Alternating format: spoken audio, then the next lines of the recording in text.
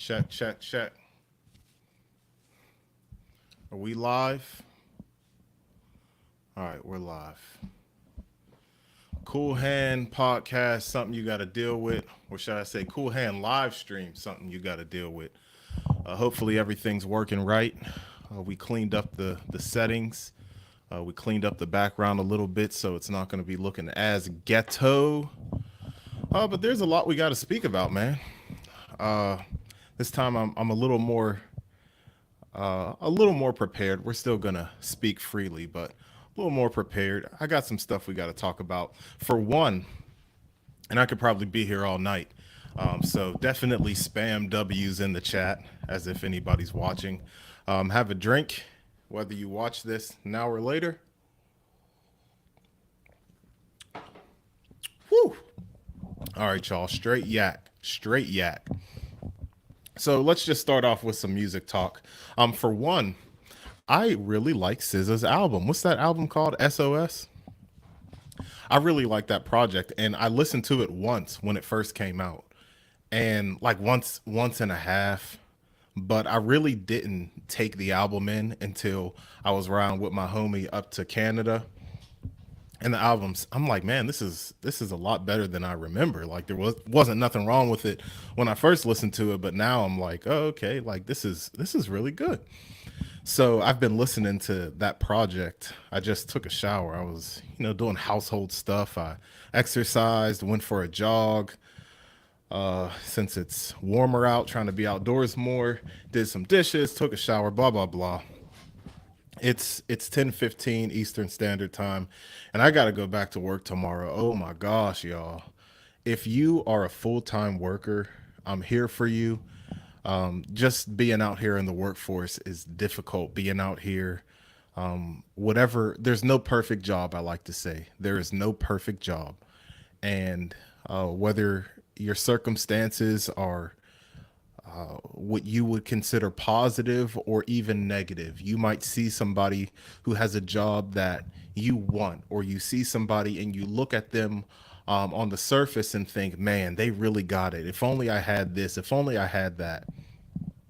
Now, while circumstances may change and they might improve for you, no circumstance is going to be perfect.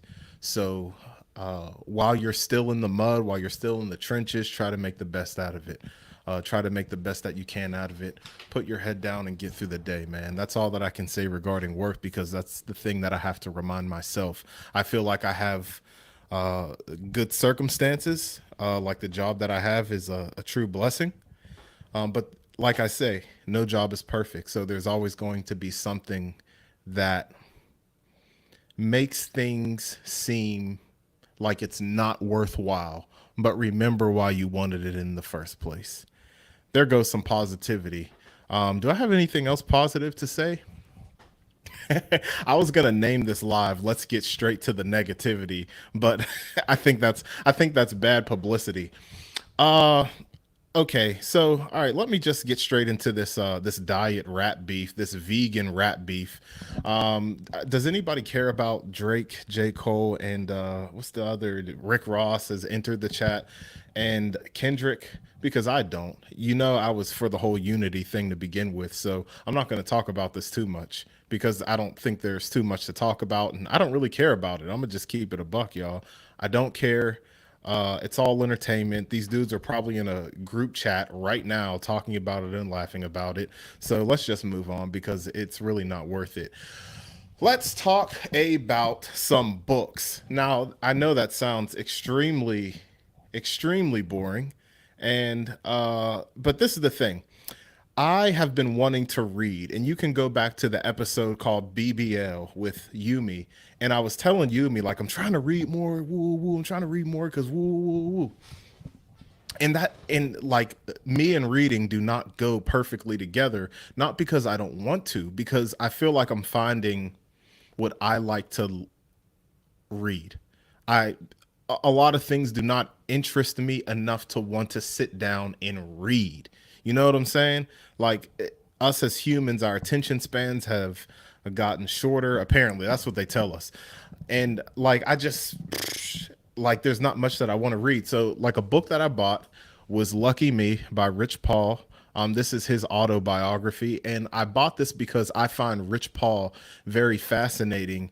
I knew the only thing that I really knew about him was he was LeBron's man, or he is LeBron's man, and he's LeBron's agent, and he has a big agency, which is Clutch Sports, and it runs basketball. Like from my perspective, Clutch Sports Agency runs basketball. Okay, so he's an agent, or his agency represents many players. I was gonna say hundreds, but there's only hundreds of NBA players. Like there's not a lot. So they represent a lot of NBA players. I think they transferred, or they got into like NFL and college NIL deals and stuff. So this was like the first book that I bought that that captured my interest.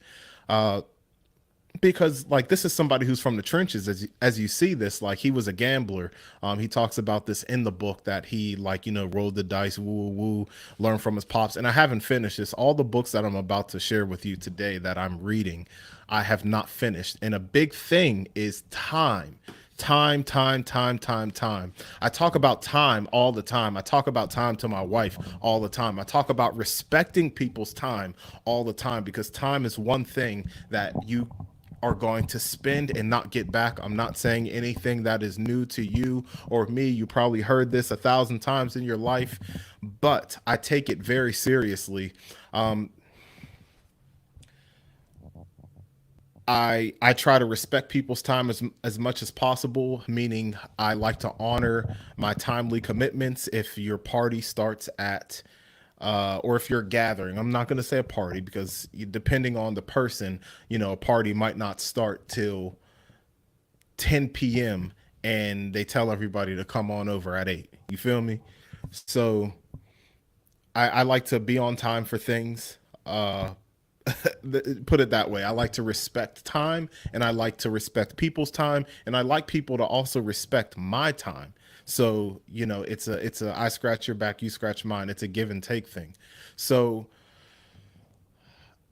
I don't have a lot of time to read as much as I want to. Whether it's your secular work, whether it's something I exercise is something that I have to do. That's just my thing. It is personal time. I think to myself sometimes, if I didn't work out, if I didn't exercise, maybe I can use that time reading or something.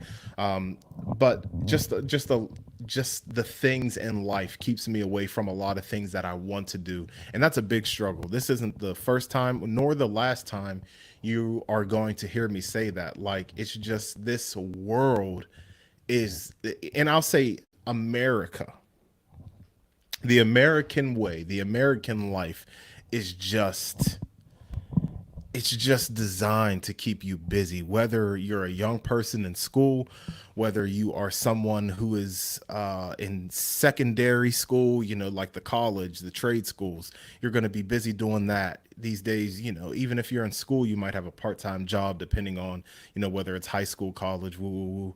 Then you enter the workforce. Then maybe you're young and you're dating. Maybe you are married and you have marital responsibilities and things that come with that. There's just not a lot of time for yourself. So something else that I'm going to say is try to prioritize just a little bit of time to do something for yourself each day. Um, back to this reading stuff. So I haven't even been able to finish this book. Like, it's pitiful. I bought this months ago, so I'm reading this. But we're about to really get into some stuff, because y'all love this book. Black people love this book, The 48 Laws of Power. Y'all love this book. Your favorite rappers swear by this book. And I bought this because I was thinking, in 2024, the Qool Hand podcast is taking off, and I have to be like a good businessman. So I need to recognize these cues and power and all this other stuff. Gangster, like I said, black people love this book. Y'all swear this. If you weren't religious, you'd think this was some people's Bible. So so I bought this book. I saw it in Target. I'm like, why not? And I actually thoroughly enjoy this. I haven't finished it. You can see this AAA brochure, like this AAA. This AAA brochure is my bookmark. So on this, I read this more than the Rich Paul book. I am 35 pages in on 48 Laws of Power. And this is actually a pretty good book. I'm going to say this is a pretty good book. It tells you in the book that this could just be a good read for you, or if you want to take the book seriously and apply or practice the 48 Laws of Power. I'm gonna just tell you this, and like I said, I'm 35 pages in, and I'm gonna give you just this book teaches you how to be a snake. That's pretty much it. Like the book teaches you how to be dishonest. The book teaches you like that's pretty much all this book is, and I enjoy this book for the purpose of it being it's a little bit it's educational. It's interesting seeing things and seeing traits that people have and traits that you can use. Although I say like this book teaches you how to be a snake, because the whole point is power. It's right there on the book. Power, real big going down the book. So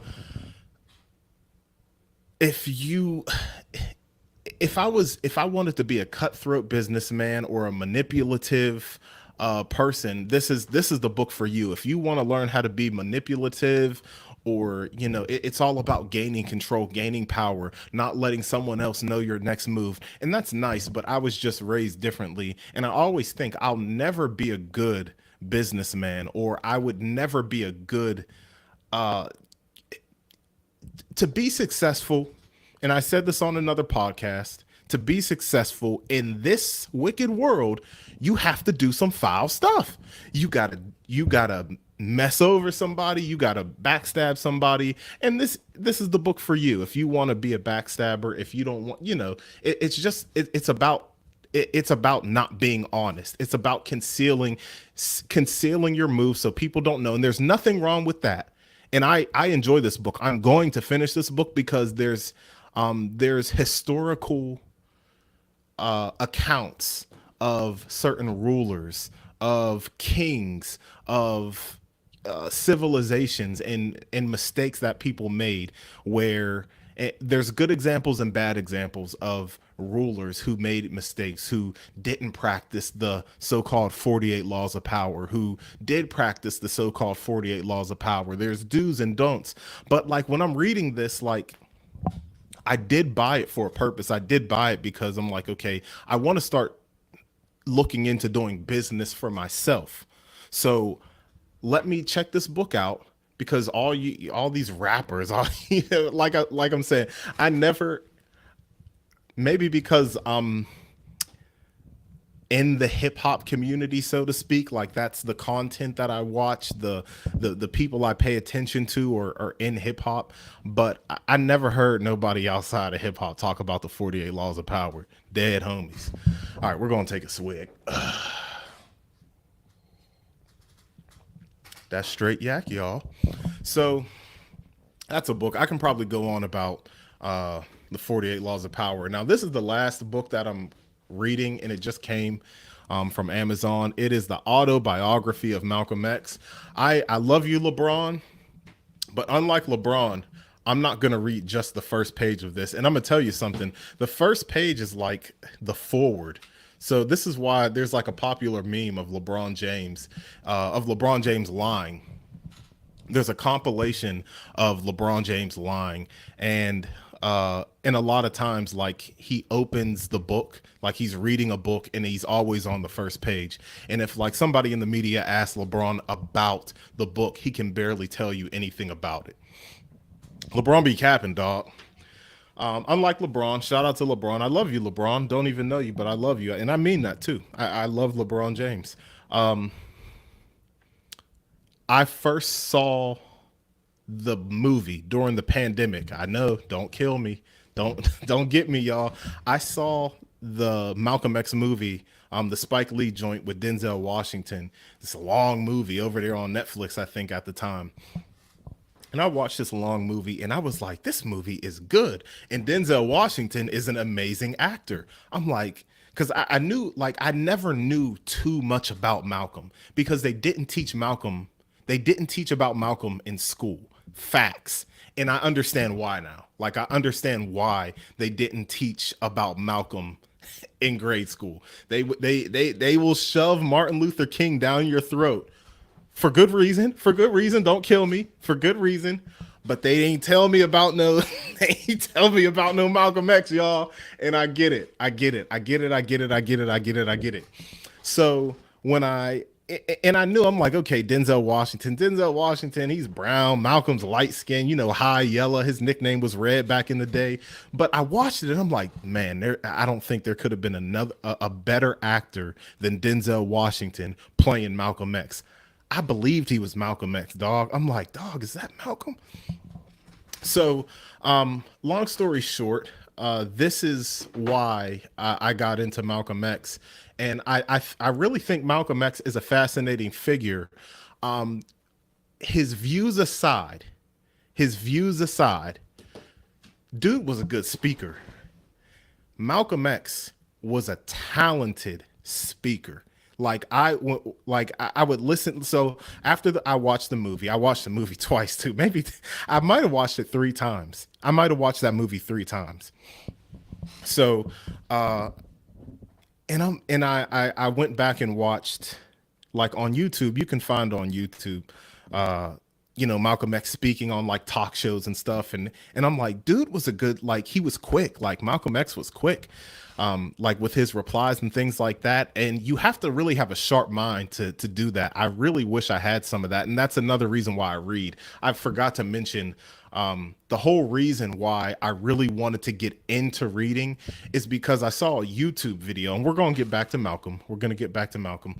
I saw a YouTube video, from a psychology page that I follow, and it was just about like how people having certain things. I forget what the video was called, but it was like pretty much keeping yourself sharp. There's a reason why someone, and this was the example they used. There's a reason why someone who could be, 70 years old and a retired physician could be sharper than somebody who is 50 years old and forgets things a lot. And that's because they stimulate their mind. Now, I'm not, and I'm not speaking verbatim. I'm kind of summing things up and just using also, I'm just drawing from my own recollection. So what I'm saying right now may not be 100% accurate. I want to put that out there, but it's the truth. I'll say that. And it was talking about reading, doing things like reading, having social interactions, everything that I pretty much don't like to do.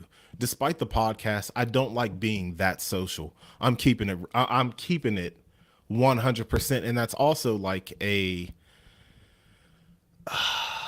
uh something negative about myself, because I don't necessarily want to be at the party. I don't want to be, you know what I'm saying? Like, I could just have a small group right here if there's a party or whatever. If I just had a small group of little homeboys and homegirls or wherever, and I'm just talking to them, chopping it up, I'm not trying to be the social butterfly. Uh, that's just not who I am. But having things like social interactions and talking to people, interacting with people, getting to know people, so on and so forth. And you also learn from other people. So that was one thing. Something else was something that was, stimulating your mind, in the sense you're making it work. You're making it work, in a beneficial way to yourself, right? So doing something like crossword puzzles, doing something like reading, expanding your vocabulary, via reading, like reading, especially the 48 Laws of Power. I am seeing a lot of words that I don't use often and that I don't come across often. So that's something, that's another reason why I started reading. I should have said that a long time ago, but back to Malcolm. So, so yeah, I just started reading the autobiography of Malcolm X, just to see, compare and contrast with the movie, and also just taking a deeper look, because like I said, I find Malcolm X to be a very fascinating character, as someone who did have a criminal background, and then to converting to a specific religion while he was in jail, or in prison, matter of fact. And just the entire story is fascinating to me. Now I don't want to dehumanize him because I did call him a character, but he is a real person, you know. So that's one thing. So I just wanted to throw that in. I just wanted to, you know, talk about that because on the Cool Hand podcast, I like most of the time I'm interviewing people. So and for good reason. Like I don't want to talk about myself all the time. That gets boring, and that's why we're doing stuff like this on the live stream. Cool. But especially like the main focus is this. This is about being a snake. I ain't no dang snake. I'm gonna just keep it real. Like if I wanted to be a snake, I'll be a snake. This is just teaching you how to be a snake. I'm like reading this. I'm like, I can't apply none. This is all about just being a snake. I ain't no snake. Like I'm just like it's just like I'm reading this. I'm like I can't like I can only read this for the historical accounts for the history lesson. And it kind of reminded me at one point, I used to be a good student. I fell off. I sadly I peaked in like second grade. I fell off in like sixth grade or seventh grade. I started acting up, being bad. Woo. But like it reminded me of who I was as a child because I did like social studies. That was something that I enjoyed. So, but yeah, like if you want to learn how to be a snake, like the 48 Laws of Power is for you because it teaches you all about control. And something else, I'll say this about the 48 Laws of Power. It helped me to understand others in a certain way. Now, I don't think seeing some of these rules or some of these laws of the whole 48 laws of power thing, I was able to see traits in other people. You feel what I'm saying? I was able to see traits in other people that I'm sure didn't read this book. Like, who's gonna read? Like, let's just keep it real. Who's gonna read this book? Like, you know what I'm saying? Like, many people read it, but like, I don't think a lot of people in my personal life are like sitting down reading the 48 Laws of Power. You know, so, but some of the things are practical and are it's kind of redundant to say utilitarian, but they are utilitarian. Such as like if you're an over explainer, there one of the laws is say less than necessary, something like that. I think that's the last chapter that I read, is to say less than necessary. If you're somebody like me who over explains, because I definitely over explain, but I do that because I want people to understand 100% what I'm talking about. 100%. You like I want you to I'm gonna sound like a I can't say the word that I want to use. I'm good. I want people to overstand. I hate when people say that. I want people to overstand what I'm saying. Like I want us to be beyond the same page. Like be beyond the same page. So but honestly, it's not necessary all the time to give an explanation, let alone over explaining or giving an extensive explanation. And in a sense, like when in terms of power, it's like, okay, if you say as little as necessary, you know, it you get your point across and you leave it alone. You're saving other people the ear, you know, the earful, and you're saving yourself, you know, a mouthful of explanation that may not even be necessary. So, you know, that's that. All right, let's take a swig break.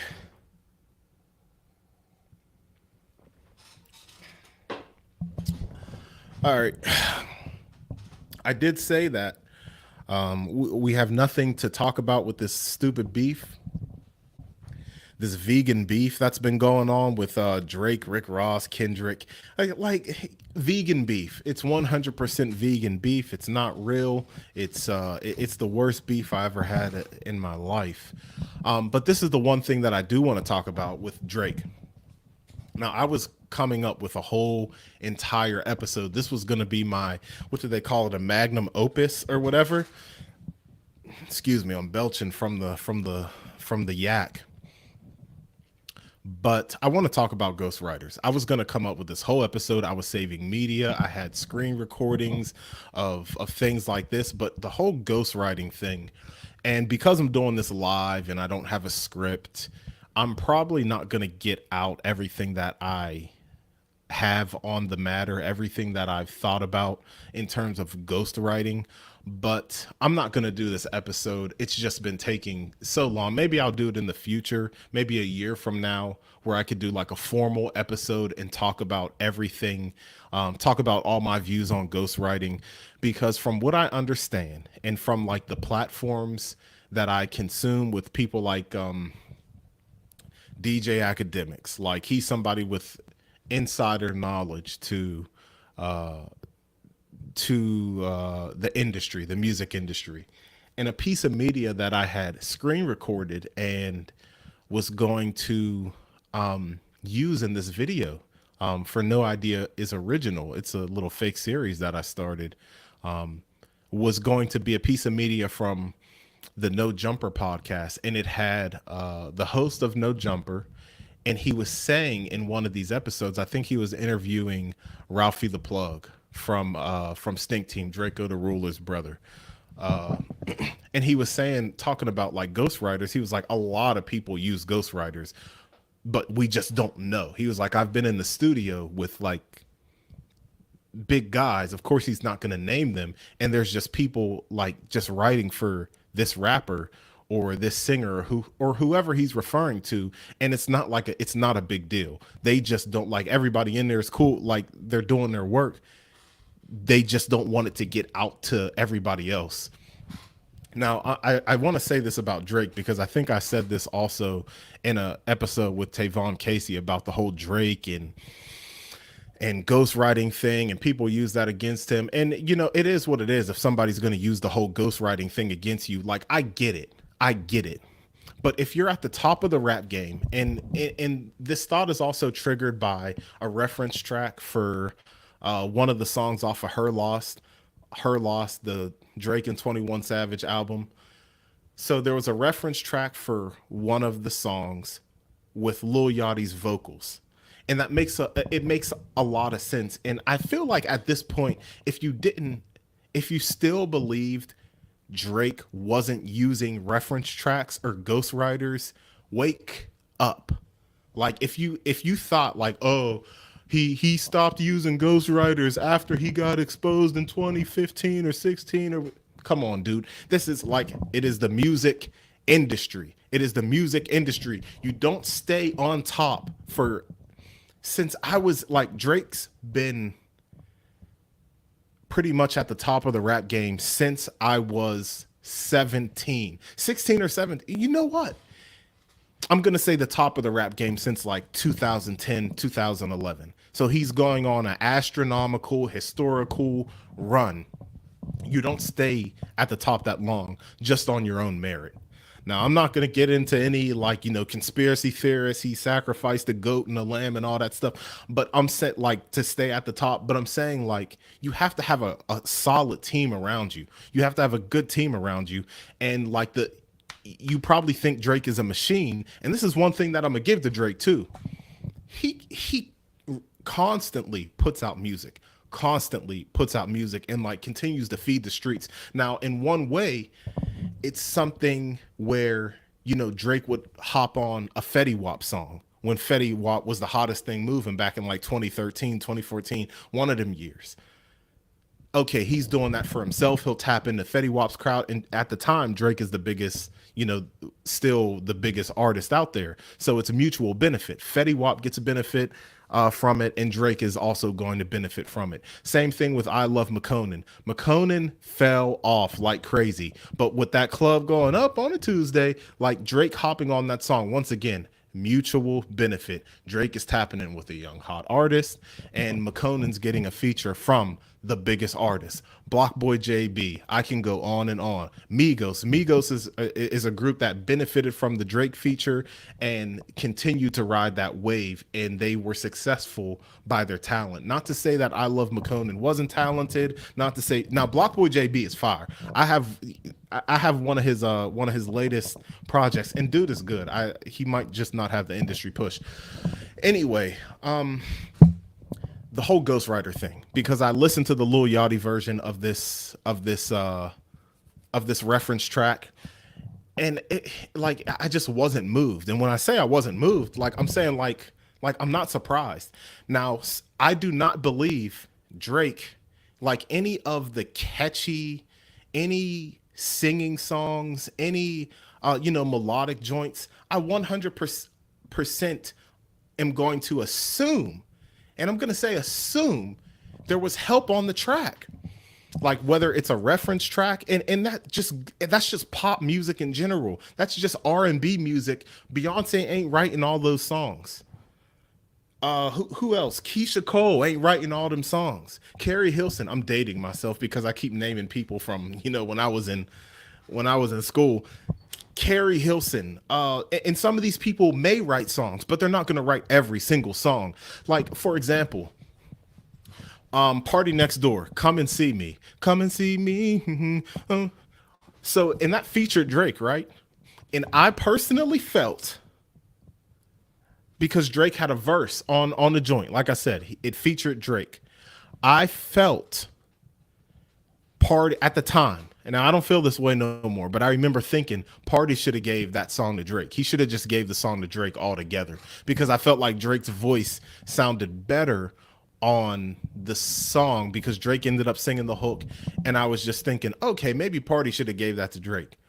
But like, sometimes my point in saying that is sometimes an artist, the person who wrote the song, doesn't sound as good as somebody else can sing the song. You feel what I'm saying? You feel what I'm saying? So it's like, that's another thing. Like, sometimes a writer just might be somebody who's just a talented writer. And I honestly have no problem with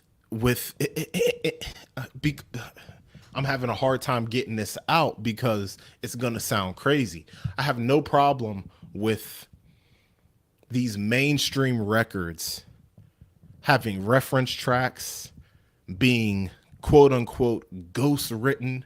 And when I say ghost written, I'm not talking about an entire song. Like, you can even hear in the Lil Yachty reference track that you can see what Drake used, and he used most of it, and you can see where he switched it up, put his own little spin on things.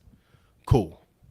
Like, I have no problem with that. Now, I would really get on Drake. This is the only reason that I would take credit from him if we ended up hearing a reference track for something like 7 a.m. on Bridle Path or Brittle Path, whatever the song was called. If we heard a reference track for like his barred up songs. Because this is the thing. Drake has been rapping, like I said, well, he's been at the top of the game since I was like in my late high school years, like being a junior or senior or like sophomore. But I remember listening to him when I was a freshman. Like, I was listening to Drake. Yeah. 8th or 9th grade. And that's back when the song Ransom was out. This is back like Closer to My Dreams and that type of Drake. So if you came to find out the songs that he is rapping on, and when I say rapping, I'm talking about the songs where he's like going on for minutes and minutes and minutes and like really going in. If he was having like straight reference tracks for that, then I'm like, all right, dog, we got a problem. Like, we might have to take some of your credentials away. And some people already did, like, disqualify Drake from the GOAT conversation or the GOAT debate or whatever you want to call it.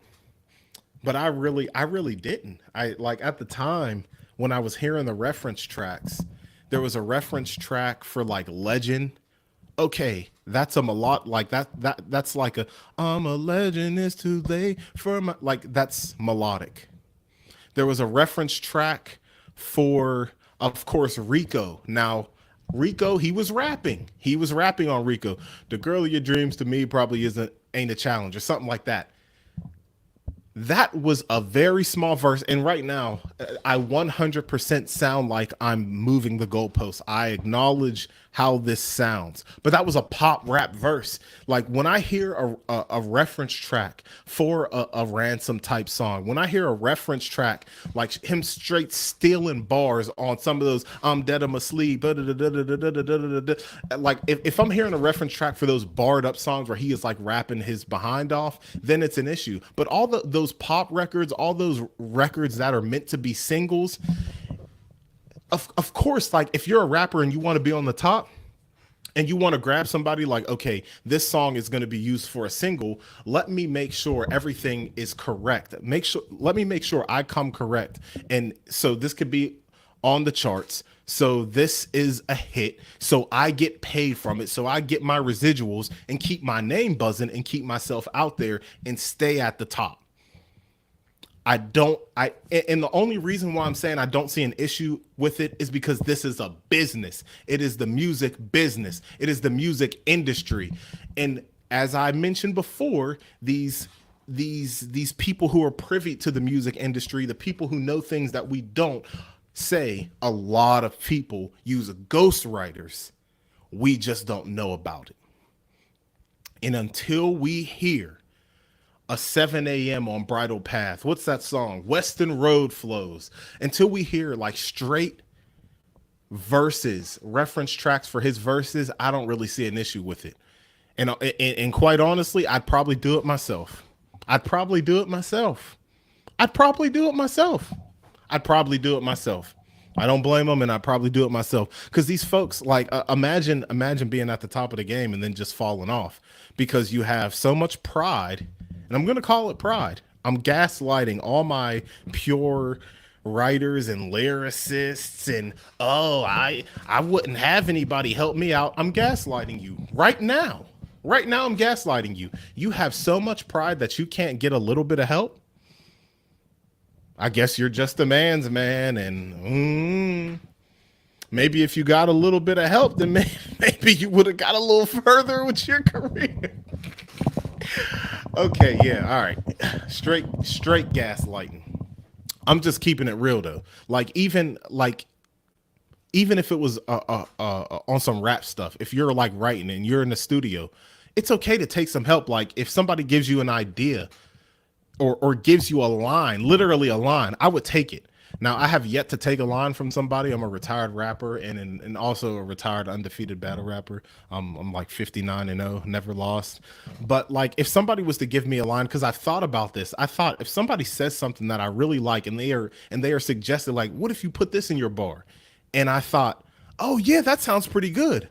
Yeah, I'm gonna use it. I will 100% give you credit too. Hey yo, my man gave me that line, woo woo woo, and he elevated that line. I guess I'm using ghostwriters now. Make a joke out of it. You know what I'm saying? Ain't nothing wrong with it.